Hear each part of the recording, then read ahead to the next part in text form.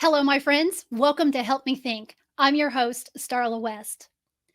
Throughout my years as an executive coach, I've had the opportunity to observe how successful executives approach challenges and decision making. To share those insights with you, I created Help Me Think, where we dive into the world of mental models and practical strategies to empower you to think critically, make sound decisions, and achieve your desired results. Today, in this episode of Help Me Think, we demystify the best practices of team decision making. I'll walk you through 5 practical approaches for making decisions as a team, and I'll explain when and how to use each method. But before we jump into this valuable content, let's take a quick moment to thank our title sponsor, Business Furniture. Help Me Think is sponsored by Business Furniture, a 100-year-old organization focusing on innovation since 1922. That's right, you heard me correctly.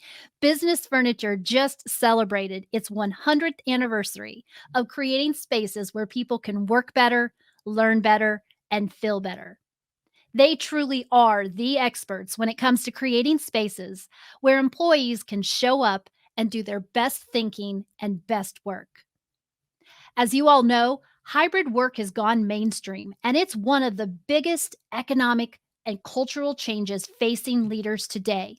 Most organizations that choose hybrid work are trying to offer a balance between the flexibility that people want and the need to bring employees together to foster collaboration and innovation. And these guys know how to do it. So let Business Furniture help build a sense of community for your company. Check them out at businessfurniture.net. And now, back to our episode.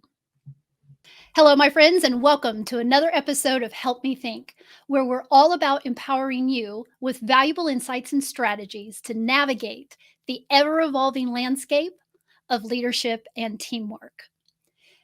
If you've ever wondered how to lead your team to smarter, more effective decisions, you're in the right place.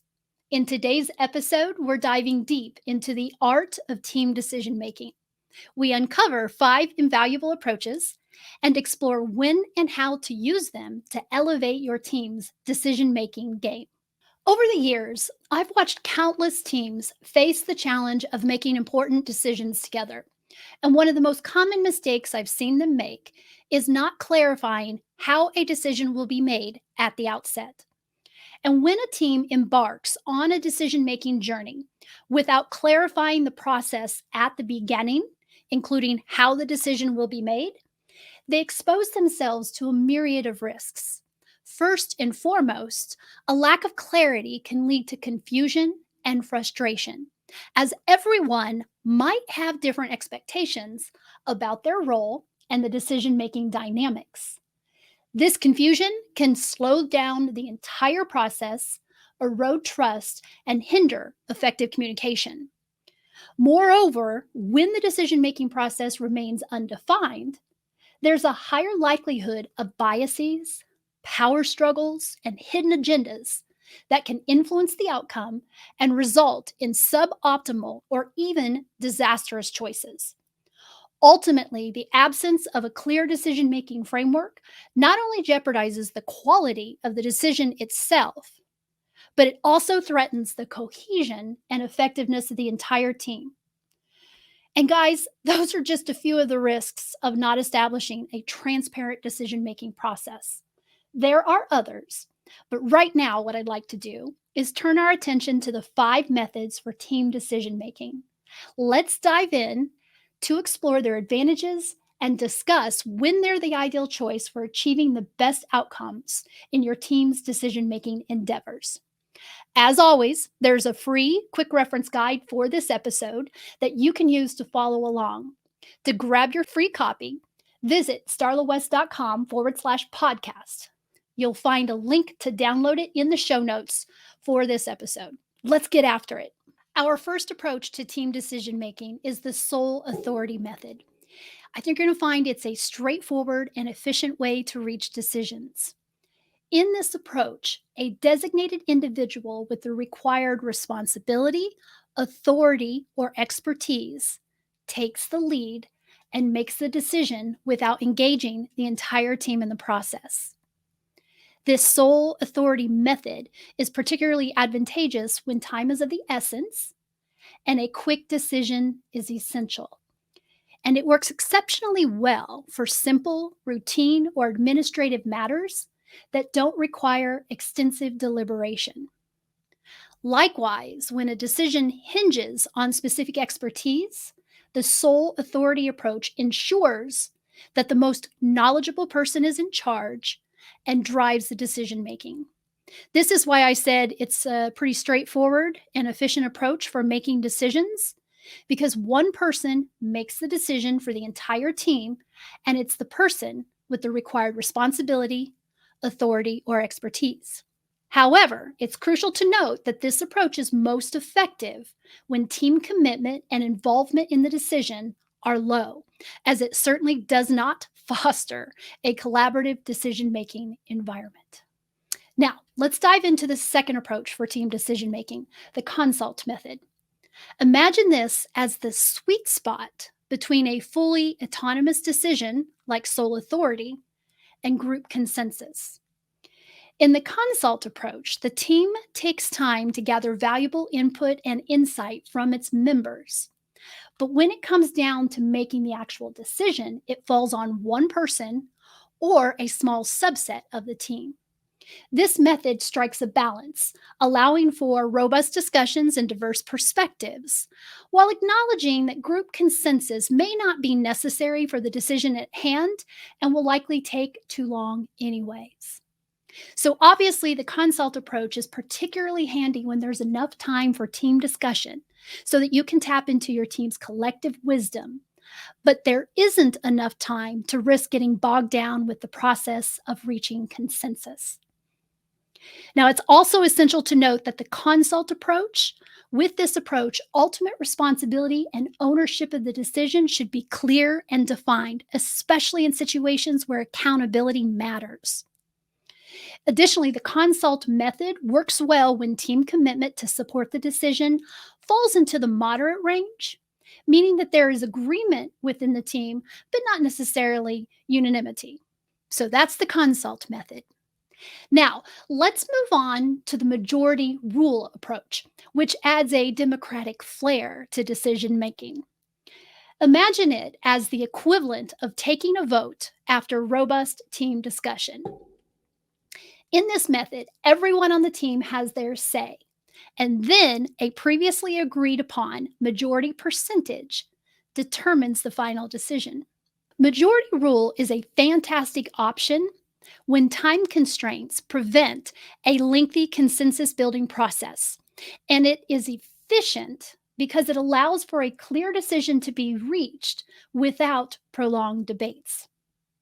Now, it is important to note that this method only thrives in situations where there is a shared commitment within the team to support the voting process and a collective willingness to stand behind the majority's decision.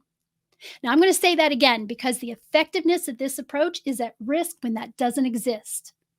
Majority rule thrives in situations where there's a shared commitment within the team to support the voting process with a collective willingness to stand behind the majority's decision. Moreover, majority rule works particularly well when team commitment to support the decision is moderate to high, as it offers a transparent way to reach a decision that most team members can stand behind. It's a democratic approach that values the input of each team member while ensuring that the final decision reflects the will of the majority. So there you have it, our first three methods for team decision making, only two more to go. Now, I hope you're finding these methods pretty straightforward because, well, they are. Now, let's explore the consensus approach, often seen as the gold standard of team decision making. Think of it as the method that aims for full agreement and harmony within the team. In this approach, the team engages in thorough discussion and debate, working together to develop a decision that every team member actively supports or, at the very least, can live with. Consensus is the ideal choice when you have the luxury of time to allow for a comprehensive decision making process. It is best when the decision at hand involves high stakes and complex issues where expertise and multiple perspectives are essential for making an informed choice. This method thrives when team members are emotionally intelligent and possess exceptional communication skills, as it requires a willingness and the ability of team members to suspend their egos, actively listen, and engage in transparent and robust dialogue. Now, what's crucial to note is that the consensus approach, with this approach, commitment to support the final decision is critical. It should not be about settling for a decision, which is what makes the consensus method risky. Did you hear me say earlier that with this approach, the team engages in thorough discussion and debate, working together to develop a decision that every team member actively supports, or at the very least, can live with? Therein lies the risk. Settling for a decision that everyone can live with can sometimes lead to a lowest common denominator compromise that isn't in the team's best interest. So, when using this method, it's important to remember that this method is all about crafting a solution that everyone can genuinely get behind. While it may require more time and effort, when facilitated correctly, the result is a decision that fosters unity and ownership within the team. So, consensus is our fourth method for team decision making. Now, before we dive into the fifth and final approach, let's recap what we've discussed. First, we have the sole authority approach, which is all about efficiency and swift decision making. It's the go to method when you need a quick resolution, especially for straightforward or routine matters. This approach is best when the decision hinges on specific expertise, ensuring that the most knowledgeable person takes the lead. However, it's important to remember that this method is not designed to foster collaboration and is best suited when team commitment and involvement in the decision are low. Our second method is the consult method, which strikes a balance between individual decision making and full team consensus. It allows for thorough discussions that leverage the diverse perspectives within a team and is a smart choice when you have time for deliberation, but not enough for full consensus. It is best when clear responsibility and ownership are crucial and when team commitment to support the decision falls in the moderate range. This takes us to our third method, majority rule, which adds a democratic element to the decision making process. It is efficient and ideal for situations where consensus is unfeasible due to time constraints. However, it thrives when there's a shared commitment within the team to support the voting process, and team commitment to the decision is moderate to high. Lastly, the consensus approach is the pinnacle of collaboration, perfect for complex, high stakes decisions. It requires emotional intelligence, exceptional communication skills, and a commitment from every team member to support the final decision. Although it may demand more time and effort, it fosters unity and ownership within the team. And now we've reached our final destination, the collaborative method. This approach may be a bit more intricate than the previous four, but trust me, it's incredibly effective. So hang in there as I guide you through it. As mentioned earlier, consensus is a noble goal, but it can be time consuming. And if it isn't facilitated correctly, the consensus method can sometimes lead to a lowest common denominator compromise that just isn't in the team's best interest. In today's complex landscape, a more practical alternative is to blend the best aspects of the previous four methods into one powerful approach, the collaborative method. What makes this method so compelling are the multiple benefits it offers. First, it ensures that key players have ample opportunities to share insights and make recommendations. This, in turn, increases the likelihood of full buy in from all team members, reducing the risk of siloed decision making. Now, the collaborative method also safeguards against impasses and stalled decisions, ensuring that progress keeps moving forward. Ultimately, it results in high quality decisions made in a timely manner, which is a recipe for success in today's fast paced world. So, now let's delve into the two crucial steps that make up this approach. Step one, identify who should be involved. To get started, you need to determine who should be at the decision making table. Who possesses the expertise and information needed to craft well informed and thoroughly explored proposed solutions or courses of action? This step involves asking questions like: who will be accountable for this decision? Who will be responsible for seeing it through? Who will be directly impacted by this decision and needs to feel comfortable with it? Whose cooperation is essential in terms of authority, influence, and implementation? And finally, how many people is it worth involving? Once you've identified the key players, the next step is to assign them clear roles and responsibilities. Who occupies which role will vary depending on the specific decision being made, and there may be times when team members take on multiple roles. So let's dig into each of these roles. There are four key roles to consider. First, we have the informants. They are your subject matter experts who provide relevant data, analysis, and critical insights. They are the individuals whose buy in is vital because they're either going to be directly impacted by the decision or involved in its implementation. Next, we have the consultants. Now, consultants are typically an individual or a small team of individuals who collaborate with the informants. They gather the relevant facts, data, and analysis and seek input to discuss challenges, opportunities, and available options. The consultants then work together to develop a proposed solution or recommended course of action to the decision maker.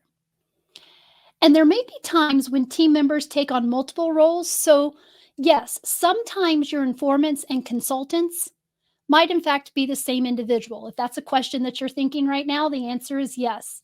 Sometimes the informants and the consultants are the same individuals, and sometimes they're not. Let's move on to the third role. The next role is the decision maker. This role belongs to the individual who is ultimately responsible and accountable for the final decision. They are the individual to whom the consultant or consultants are recommending a proposed solution or course of action. The decision maker, now this is important, the decision maker has the authority to commit resources, move the organization into action, resolve issues, and bring the decision to closure. It's important to note, however, that the decision maker can be someone other than a top leader. It can be individuals in various roles at all levels throughout the organization, depending on the project and the decision that's being made. Lastly, we have the vetoer. The vetoer role is reserved for key stakeholders who must be comfortable with the final decision before it can proceed. Typically, this includes an executive leader or the head of a business unit or function whose operations will be significantly affected by the decision. Now, it's important to note that veto power is used sparingly and only when absolutely necessary. If a vetoer exercises their power, it triggers a discourse between the vetoer and the consultants, who must work together to develop a modified proposal. If this process takes too long or reaches an impasse, the decision is then escalated to the decision maker for resolution. The collaborative method empowers teams to make well informed, balanced decisions that take into account expertise, insights, and the need for buy in from all involved parties. It's a comprehensive approach that ensures decisions are both inclusive and actionable, making it a valuable addition to your decision making toolkit. So, to recap, let's go back over this again just to make sure it's abundantly clear. The first step is to identify who should be involved. This initial step is all about assembling the right team for the task at hand. It's essential to determine who should participate in the decision making process based on their expertise and relevance to the issue. This step also takes into account whose cooperation in terms of authority and influence is essential to the success of the decision. The key here is to involve the right people and not overwhelm the process with unnecessary participants. Once the decision making team is assembled, the next step is to assign clear roles and responsibilities to our team members. There are four primary roles to consider. First, we have the informants. These are subject matter experts who provide relevant data, analysis, and critical insights.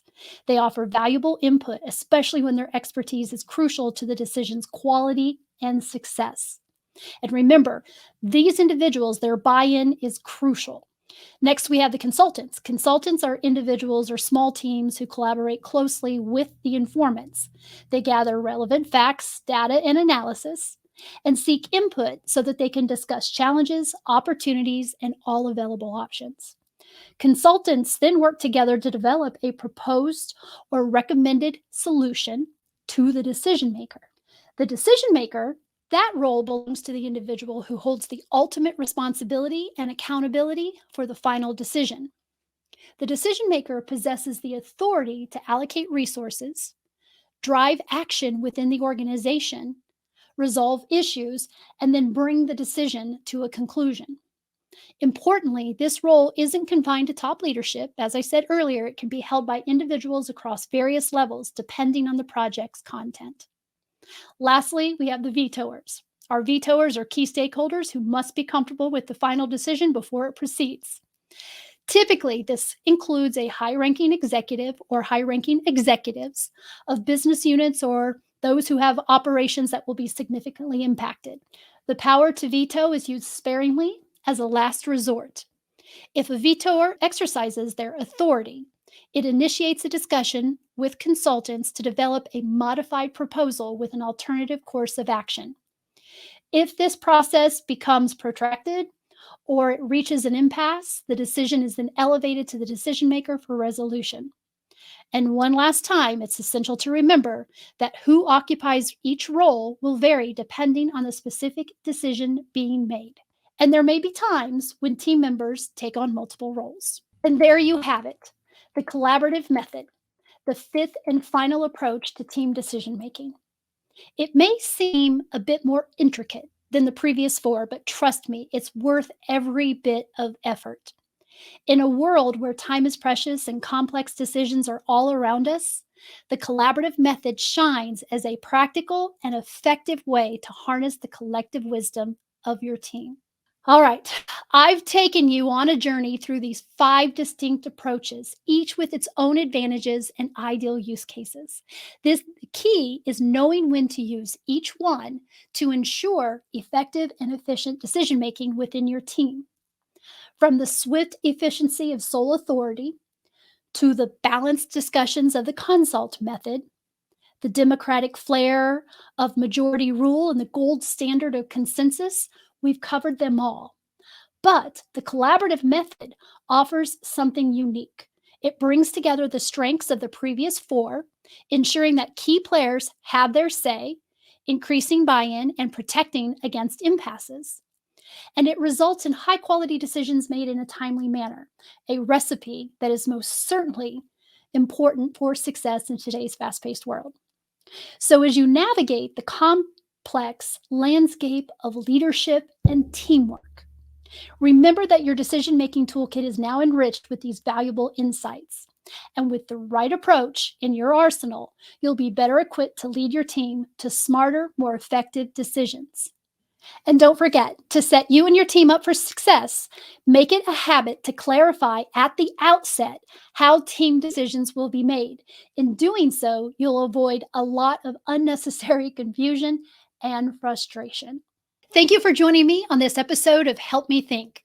If you found this episode valuable, remember to download the free quick reference guide at starlawest.com/podcast to help you apply these concepts to your own team's decision making processes.